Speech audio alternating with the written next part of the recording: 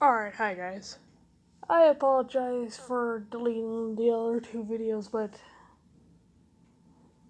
I just wasn't feeling any connection to the characters, or as ironically. And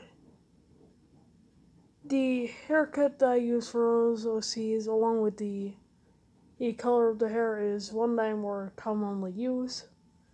So I wanted to try and match things up a bit. And go with two characters that I designed a while back. Heck, I never got around to telling their background stories. And so, I'm here to make amends for never bothering to go through the character's background story. And now I have changed their names from what they originally were, or to keep the Gabriel and Atticus story on both. Oh, the only thing that changes about this story is, well, the only thing that changes about these characters' background story is their names.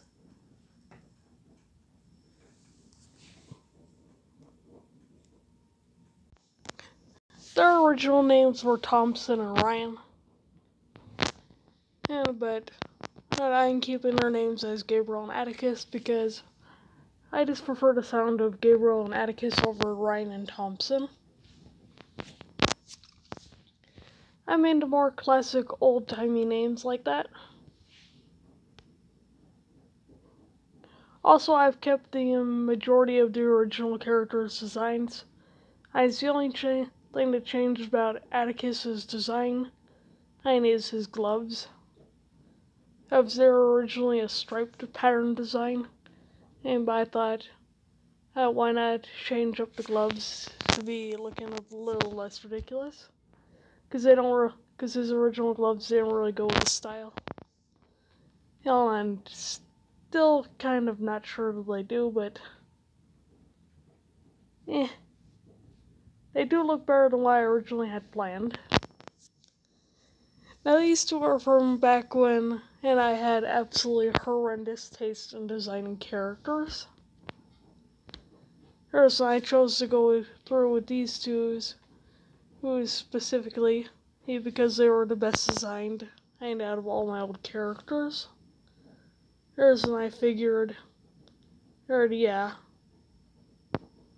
it's probably a safer bet to go with them. And because at least they don't look half bad. Like, in comparison to every other character that I was doing back then, these two are just the best. But anyways, I apologize for rambling on. But without further ado, let's get into the story. From this point on, Gabriel and Atticus will not be narrating the story. But you will be learning a little bit about them. Here in the beginning, from one of my other main characters. Alright, now Felix is the main villain of this series. You will be introduced to some of Felix's kids later on. But for now, I'd like to explain part of their backstory. Now, if kids like them, they are born and raised in this lab. So they have literally no family outside of the laboratory. They literally have no connection to the outside world. They were born here, they were raised here, this is the only life they've ever known.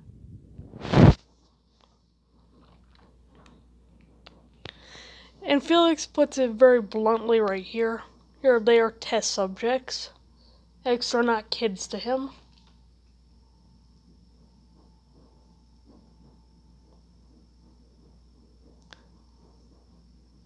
They're just something that he can use. Who's to see what will happen when it will break. Basically, bro does not think of them as being human to him. And they're literally just test subjects to him. Now, their mother and father were test subjects here as well. So their bloodline has not known freedom. And Felix will keep around the bloodline if they serve enough of a purpose.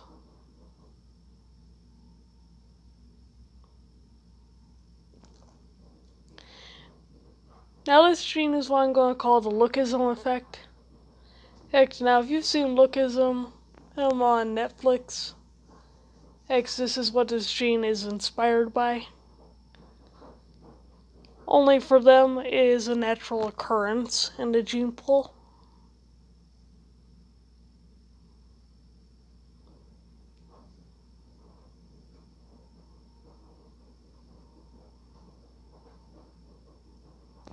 Basically, he's going to give them a proper education. Basically, he teaches them from everything up from the moment that they can walk and talk until the moment that they're 12.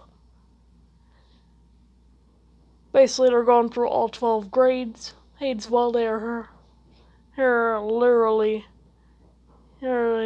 infants and all the way up to age 12. So basically, they're receiving a much better education than most people do, who in a much shorter time having to pursue it. Now, what Felix means by this is he's going to be subjecting them to otherwise cruel, inhumane, and psychologically damaging tests. Yes, it will have them battling against other test subjects to see what their capabilities and limitations are.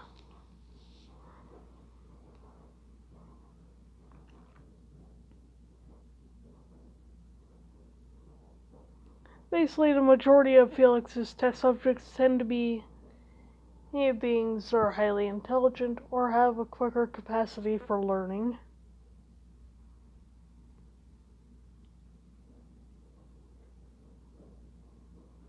Felix carries this notebook around when he's with the test subject, Gabriel and Atticus.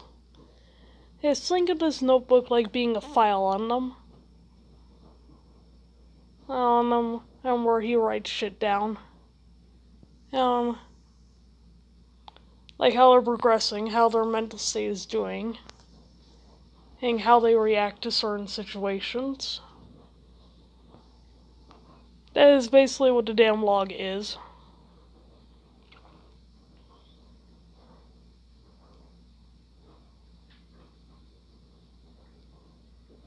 Now they are aware that Felix is not their parent.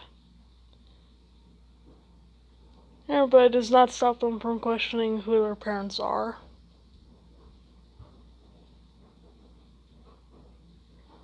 Hold up one moment.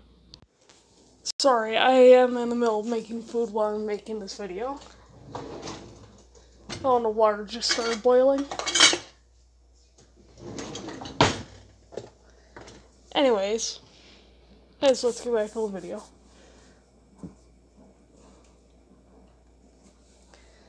Basically, bro has a lot more advanced technology than most people realize that he does. As it is just this bro absolutely being like, yeah, you were born here, your parents are not around, and to help you, there's no one here for you.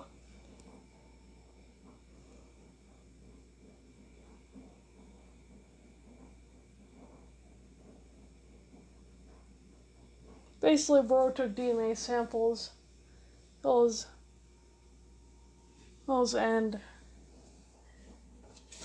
if you ever heard of the movie I Am Mother, that's basically what bro did.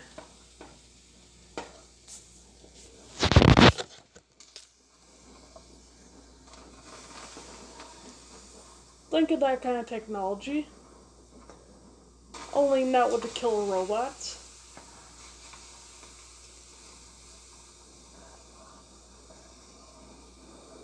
I'll explain this later on at the end of the video, but for now, let's continue on.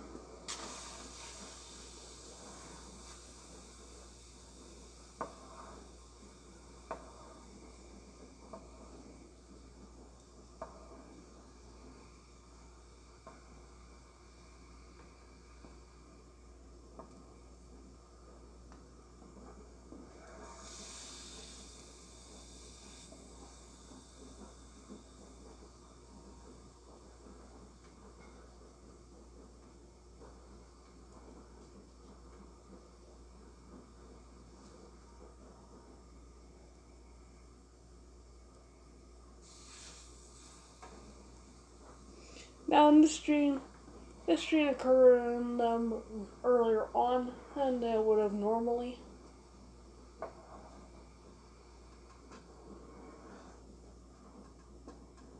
Felix does not keep around human test subjects unless he deems them to be special in one way or another.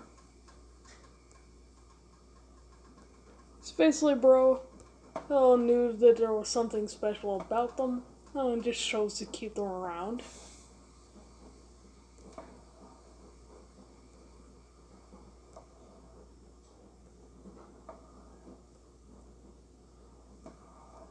Just the two realizing that they have the potential to finally be free and are excited.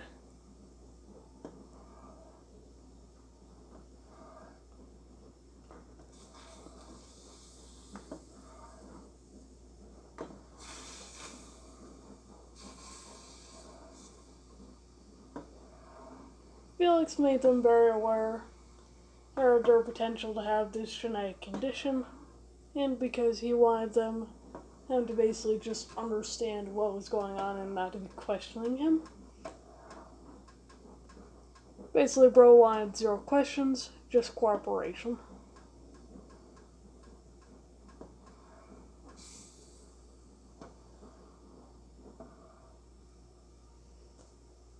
That is the time frame for what's going on. They have approximately 6 hours to find a good hiding place.